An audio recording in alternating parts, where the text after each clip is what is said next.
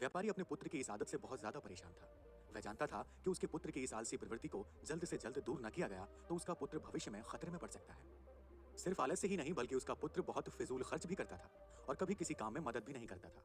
व्यापारी ने अपने पुत्र को सबक सिखाने का फैसला किया। एक दिन उसने अपने पुत्र को बुलाया और कहा, आज से तुम्हें रात को तभी खाना मिलेगा जब तुम पूरे दिन में कुछ मेहनत मजदूरी करके पैसे कमा कर लाओगे। पहले तो पुत्र को अपने पिता की इस बात पर विश्वास ही नहीं हुआ, पर जब उसने अपने पिता के गंभीर चेहरे को देखा तो वह समझ गया कि वह मजाक नहीं कर रहे थे। वह लड़का अपनी माँ के पास गया और सब कुछ बताकर उनसे मदद मांगी।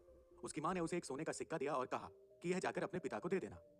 रात को भोजन के समय जब पिता ने पुत्र से पहले दिन की कमाई के बारे में पूछा तो पुत्र ने फटाफट सोने का सिक्का दिखाया जो कि उसकी माँ ने दिया था। सोने का सिक्का देखते ही उसके पिता समझ गए कि उस दिन लड़के ने कुछ नहीं कमाया था। पिता ने कहा, जाओ और इसे घर के पास जो कुआं है उसमें इस सोने के सिक्के को फेंक दो। बिना किसी हिचकिचाहट के लड़के ने सोने के सिक्के को कुएं में फेंक दिया। उसके पिता को पता चल गया था कि वो सिक्का उसकी पत्नी ने दिया था। तो अगली सुबह पिता ने अपनी पत्नी को उसके माता पिता